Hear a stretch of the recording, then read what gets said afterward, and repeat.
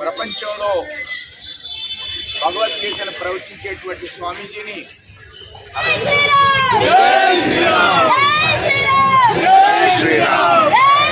మన దేశంలో ఉన్నటువంటి ఎడమ కుడి కానిటువంటి కొద్ది రకమైనటువంటి లెఫ్ట్ నాయకులు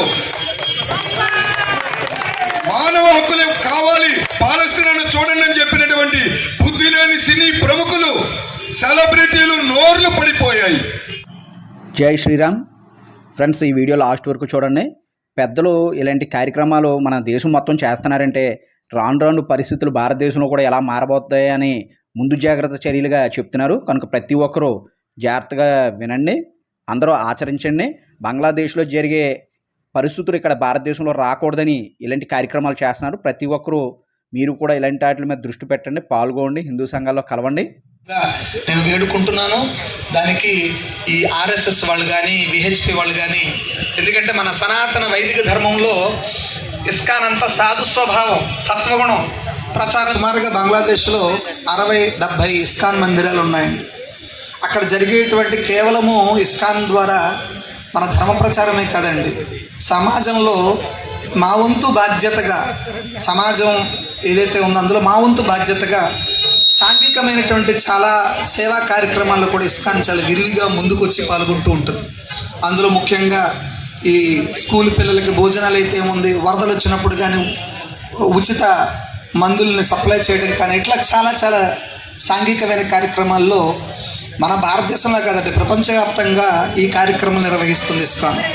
బంగ్లాదేశ్లో కూడా జరిగినటువంటి ఎన్నో సోషల్ కెలామిటీస్ అటువంటి ఎన్నో ప్రకృతి వైపరీత్యాలు కలిగినప్పుడు అక్కడ ప్రభుత్వానికి అండదండగా నిలబడి ఎన్నో సాంఘికమైనటువంటి సంఘపరమైనటువంటి కార్యక్రమాలను చేసి ఎంతోమందికి అన్నార్తులకి అన్నాన్ని సప్లై చేసిందండి. అవన్నీ అప్పుడున్నటువంటి ప్రభుత్వం చాలా గుర్తించి మన ఇస్కాన్ని చాలా గౌరవిస్తూ ఉండేదండి. అయితే ఎప్పుడైతే అక్కడ ప్రభుత్వం మారిందో అక్కడ ఈ మైనారిటీస్ మన వాళ్ళందరి మీద కూడా కొన్ని అణగదొక్కాలి అనేటువంటి ఒక ధోరణిలో అకృత్యాలకు పాల్పడడం, దాన్ని వ్యతిరేకించినటువంటి కొంతమంది భక్తులని వాళ్ళందరూ కూడా వాళ్ళని అరెస్ట్ చేయడము, వాళ్ళని ఎక్కడికి పెట్టారో తెలియకుండా సంస్థనే తీసేస్తే ఇంక ఈ ప్రచారం, ధర్మ ప్రచారం అక్కడ బంగ్లాదేశ్లో జరగదు, దానివల్ల వాళ్ళకి కొద్దిగా ఇబ్బందులు ఉండవు అనేటువంటి ఉద్దేశంతో ఈ సంస్థనే బ్యాన్ చేయాలని అక్కడ వాళ్ళు నిర్ణయించుకోవడం, అవన్నీ కూడా జరుగుతున్నాయి. ప్రపంచవ్యాప్తంగా ఇస్కాన్ ఇప్పుడు చాలా ఒత్తిడి తీసుకొస్తోంది. మన భారత ప్రభుత్వం మీద కూడా మోడీ గారికి అలాగే చాలామందికి కూడా వినతి పత్రాలు సంస్థ తరపున మనం అందరూ ఇవ్వడం జరిగింది. చాలా ప్రయత్నాలు జరుగుతున్నాయి ప్రపంచవ్యాప్తంగా. ఇప్పుడు మన మందిరాల్లో ప్రతిరోజు కూడా ప్రత్యేకమైనటువంటి పూజలు, భజనలు అన్నీ జరుగుతున్నాయి, ప్రార్థనలు జరుగుతున్నాయి. అక్కడ ఉన్నటువంటి భక్తులందరికీ కూడా ఏ రకమైన ఇబ్బంది జరగకూడదని, ఇటువంటి సమయాల్లో ఇటువంటి విఘ్నాలు అనేటువంటివి వస్తూ ఉంటాయి. దీన్ని మనం అధిగమించుకుంటూ ముందుకు వెళ్ళినప్పుడు సుమారు 1 కోటి మంది వరకు ఉన్నటువంటి హిందువులు, ఇతర మైనారిటీలు బంగ్లాదేశ్లో అత్యాచారాలకు గురి అవుతున్నారు, నరమేధానికి గురి అవుతున్నారు, జనహననం జరుగుతోంది. వారి ప్రార్థనా మందిరాలు, దేవాలయాలు నిర్దాక్షిణ్యంగా కూలగొట్టబడుతున్నాయి, ఆస్తులు కొల్లగొట్టబడుతున్నాయి. సిద్ధంగా ఉన్నారు. కాబట్టి ఇక్కడ మనం గమనించవలసింది, ప్రపంచవ్యాప్తంగా ఉన్న ఈ ఎడారి మతాల మనస్సులు మారవు.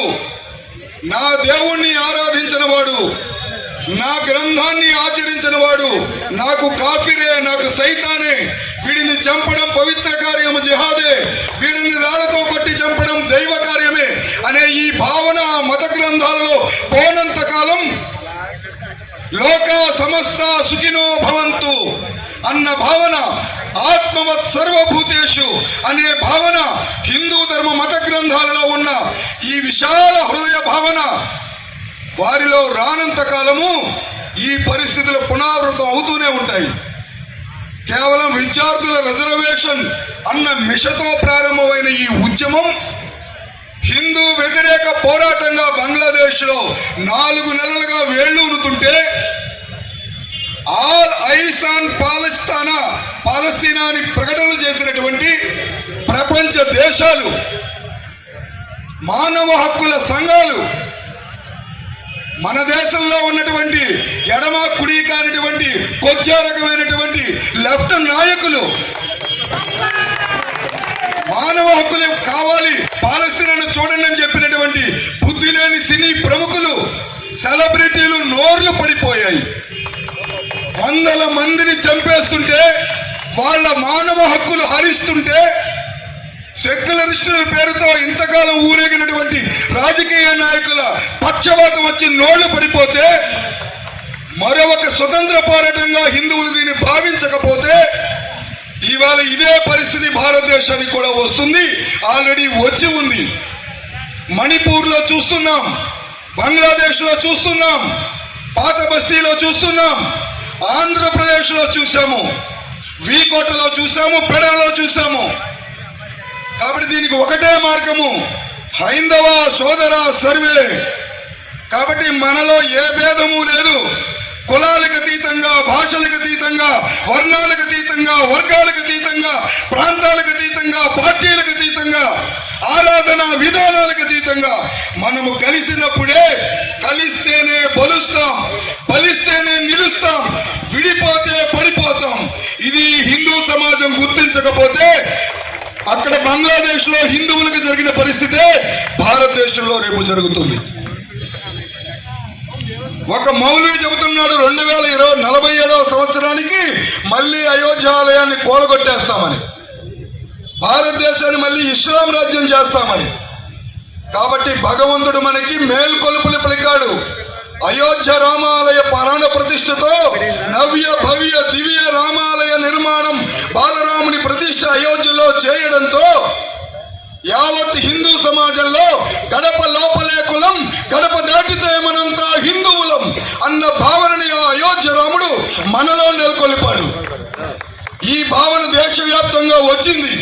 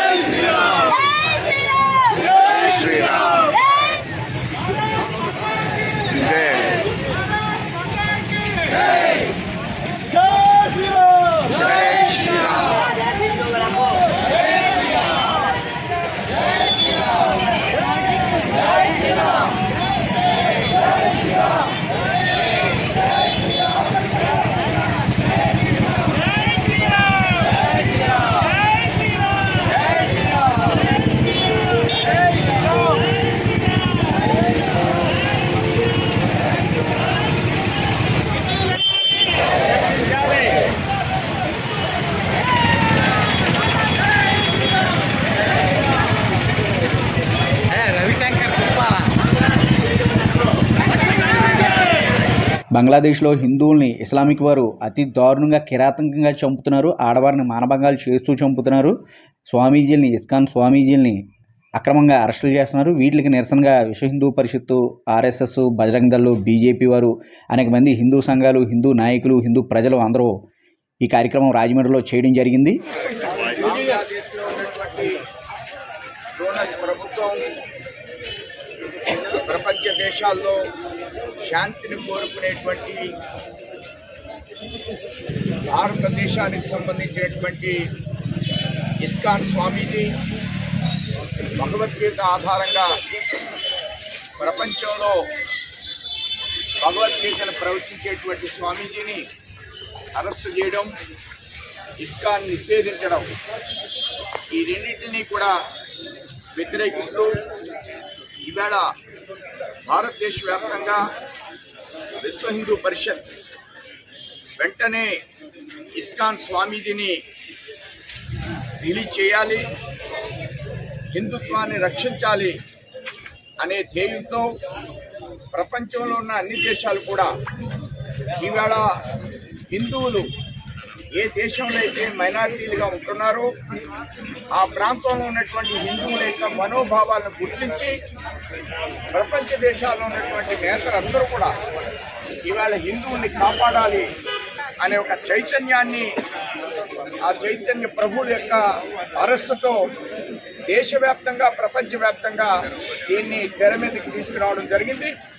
ఆ విధంగా రాబోయేటువంటి రోజుల్లో ఎక్కడ కూడా ప్రపంచ దేశాల్లో శాంతి కోరుకునేటువంటి హిందువుల్ని ప్రపంచ దేశాల్లో ఎక్కడ కూడా అణిచివేయడానికి ప్రయత్నం చేయకూడదనేటువంటి సంకల్పంతో ఇలాంటి ఉద్యమం మేము ప్రారంభించడం జరిగింది.